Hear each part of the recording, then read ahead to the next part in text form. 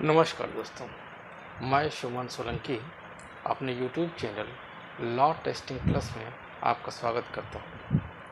आज मैं आपसे the protection of child for sexual offences act 2012 के ऊपर चर्चा करूँगा।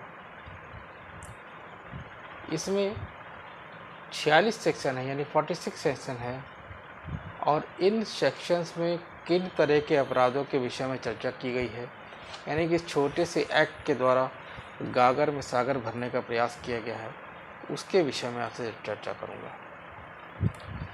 यहाँ पर सबसे पहले जो अपराध की चर्चा की गई है वो सेक्सुअल असॉल्ट की बात कही गई है, जो कि सेक्शन 7 में बताया गया है। और उसके बाद सेक्शन 3 से लेकर के सेक्शन 10 तक का सेक्सुअल असॉल्ट के विभिन्न प्रारूपों के विषय में बात की गई है, जिसके एक एक सेक्शन के ऊपर मैं एक एक डिटेल में चर्चा करूंगा। उसके बाद सेक्शन 10 में सेक्सुअल हैरेसमेंट की बात कही गई है, और 12 में उसके पनिशमेंट की बात कही गई है। सेक्शन 13 में using of child for pornography purpose, इसके विषय में बात कही गई है, और 14 में उसके पनिशमेंट की बात कही गई है। 16 में इस तरह के जो अपराध जो पूर्व में मैंने बताए हैं उनके अबेटमेंट की बात कही गई है। 17 में अबेटमेंट की क्या पनिशमेंट होगी, इसके विषय में बात की गई है। 18 में बताया गया है कि punishment for attempt to commit offence, यानी कि इस अपराध के जो अटेम्प्ट को की जो सज़ा होगी उसके विषय में बताया गया है। और सेक्शन 19 में रिपोर्टिंग ऑफ ऑफेंस के बारे में बताया गया कि इस अपराध की रिपोर्टिंग करनी चाहिए, कौन करेगा रिपोर्टिंग, किसको रिपोर्टिंग की जाएगी, इसके विषय में बात की गई है। और 21 में अगर रिपोर्टिंग करने में फेल्योर होते हैं तो उसके पनिशमेंट की बात कही गई है। इसके अलावा भी सेक्शन 1 से लेकर सेक्शन 46 तक कैसे जो चाइल्ड है उसके स्टेटमेंट कैसे होंगे, उसका क्या प्रोसीजर होगा, इसके विषय में बात की गई है।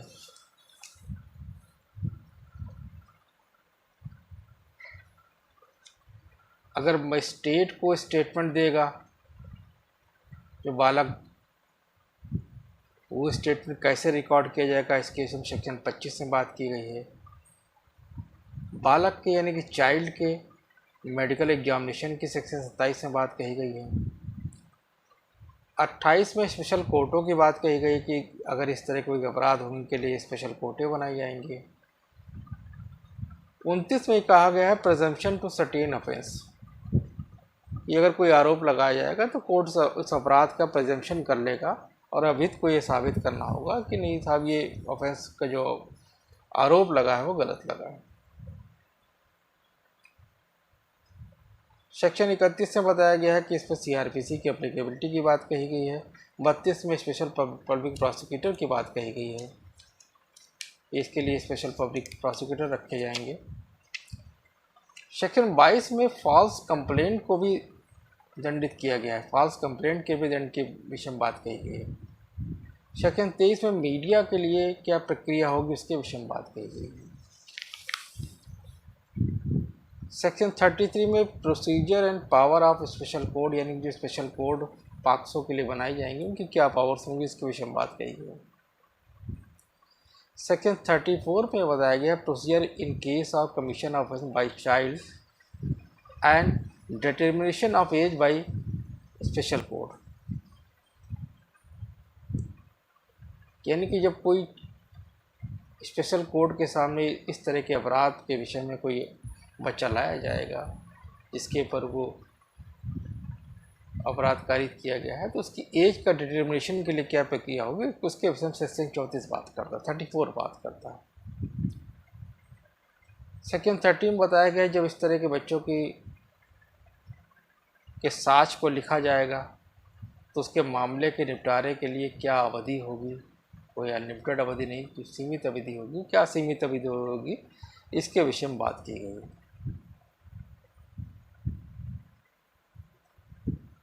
सेक्शन 36 में बताया गया है कि अगर कोई साक्ष्य देते समय बालक को अभियुक्त को नहीं दिखाया जाएगा, यानी जिससे अभियुक्त जो है बच्चे को डरा न सके, इसकी व्यवस्था न्यायालय को करनी होगी। इसके विषय में सेक्शन 36 से बात कही गई।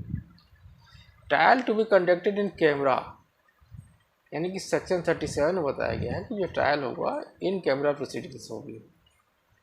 तो इन कैमरा प्रोसीडिंग्स का मतलब क्या होता है? इन कैमरा प्रोसीडिंग का मतलब ये होता है कि जब भी कोई इस तरह के अपराध का विचारण किया जाएगा तो पक्षकारों को विश्वास में लेते हुए कोर्ट जो होगा उसको अपने कक्ष में इसकी सुनवाई करेगा।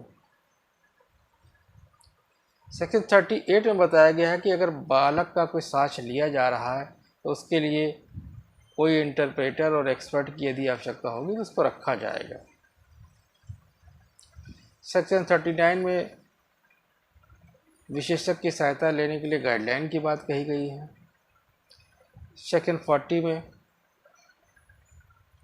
लीगल प्रैक्टिशनर से सहायता लेने का जो राइट है चाइल्ड का, उसके विषय में बात कही गई है।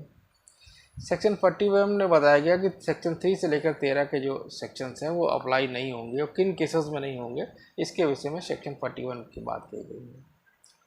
सेक्शन 42 में अल्टरनेटिव पनिशमेंट की बात कही गई है। सेक्शन 42A में बताया गया है कि ये एक्ट जो होगा किसी लॉ के डेरोगेशन में नहीं होगा। सेक्शन 43 में बताया गया है public awareness about this act. Section 44 में मॉनिटरिंग और इम्प्लीमेंटेशन ऑफ एक्ट, यानी कि राज्य सरकार की जिम्मेदारी बताई गई कि इसको मॉनिटरिंग कैसे की जाएगी इस एक्ट की। सेक्शन 45 में रूल मेकिंग पावर की बात कही गई है। 46 में पावर टू रिमूव डिफ़िकल्टीज़ की बात कही गई। अब इसके लिए रूल्स भी बनाए गए हैं। रूल्स में भी 7 रूल्स बनाए गए हैं। पहले में शॉर्ट टाइटल कमिटमेंट की बात कही है, दूसरे में डेफिनेशन है, तीसरे में इंटरप्रेटर्स, ट्रांसलेटर, स्पेशल एजुकेटर की बात कही गई है। 4 में केयर एंड प्रोटेक्शन की बात कही है। 5वें में इमरजेंसी मेडिकल केयर की बात कही। 6वें में मॉनिटरिंग और इम्प्लीमेंटेशन ऑफ द एक्ट की बात कही। 7वें में कंपनसेशन की बात कही गई है। तो सबसे पहले अगर पॉक्सो एक्ट को समझना है या पॉक्सो एक्ट में दिए गए अपराधों को समझना है तो इसका जो पहले जो अपराध का जो बंच है वो सेक्सुअल असॉल्ट की बात कहता है, और बाद में सेक्सुअल असॉल्ट के विभिन्न प्रारूपों की बात कही गई। तो सेक्सुअल असॉल्ट क्या होता है उसको समझने का प्रयास करेंगे। सेक्शन 7 में बताया गया है कि सेक्सुअल असॉल्ट क्या होता है, यानी कि लैंगिक हमला क्या होता है, जो कि लैंगिक आशय से बालक की योनि, लिंग, गुदा या स्तनों को स्पष्ट करता है, या बालक से ऐसे व्यक्ति या अन्य व्यक्ति की योनि, लिंग, गुदा, स्तन को स्पष्ट करता है, या लैंगिक आशय से ऐसा कोई अन्य कार्य करता है जिसे प्रवेशन किए बिना शारीरिक संपर्क अंतर्गत होता है, लैंगिक हमला कहा जाएगा। यानी कि without penetration is said to commit sexual assault. Whoever with sexual intent touches his vagina, penis, anus and breast of the child, or makes the child touches the vagina, penis, anus or breast of such person, or any other person who does any other act with sexual intent with involved with physical contact without penetration is said to commit sexual assault. अब 3 से लेकर के section 10 तक का sexual assault के विभिन्न रूपों के बारे में बात कही गई है। और सेक्सुअल असॉल्ट का जो पनिशमेंट है वो सेक्शन 8 में बताया गया है, जिसमें बताया गया है कि वो 3 साल से कम नहीं होगी और 5 वर्ष तक हो सकती है और जुर्माने से दंडित किया जाएगा।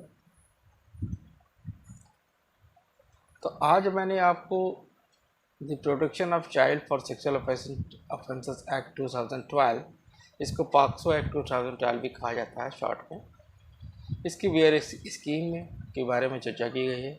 इसमें किन किन अपराधों के प्रारूपों के विषय में चर्चा की गई है, यानी सेक्सुअल असॉल्ट के विभिन्न रूपों के बारे में कही गई है, सेक्सुअल हैरेसमेंट के विभिन्न रूपों के बात कही गई है, इस अपराध की रिपोर्टिंग का प्रोसीजर क्या होगा, अगर रिपोर्टिंग फेल होते हैं तो उस अपराध को कैसे देखा जाएगा, इस अपराध के अबेटमेंट या फिर इस अपराध के अटैम्प्ट की बात को चर्चा की है। और इसके अलावा अगर कोई फॉल्स कंप्लेंट दी जा रही है या कोई फॉल्स इंफॉर्मेशन दी जा रही है तो उसको भी अपराध बनाया गया है। तो ये सेक्शन 1 से लेकर 46 तक का ये जो कि पॉक्सो एक्ट में दिए गए छोटे से एक्ट में सरकार ने इस एक्ट का निर्माण करके कागज में सागर करने का प्रयास किया है। अब पॉक्सो एक्ट की डिटेल में यदि हम चर्चा करेंगे तो धीरे धीरे इस पॉक्सो एक्ट से संबंधित जितनी भी जानकारियां हैं उनको डिटेल में जब हम आपसे चर्चा करेंगे, उसका एग्जामिनेशन करेंगे तो आपको चीज़ें समझ में आएंगी और पॉक्सो एक्ट आसान सा लगने लगेगा। इसकी डिटेल में चर्चा मैं अपनी आने वाले लेक्चर सीरीज में करूँगा। यदि आपको मेरा चैनल समझ में आता है तो कृपया इसे लाइक करें, सब्सक्राइब करें, शेयर करें, कमेंट करें। तब तक के लिए जय हिंद, जय भारत।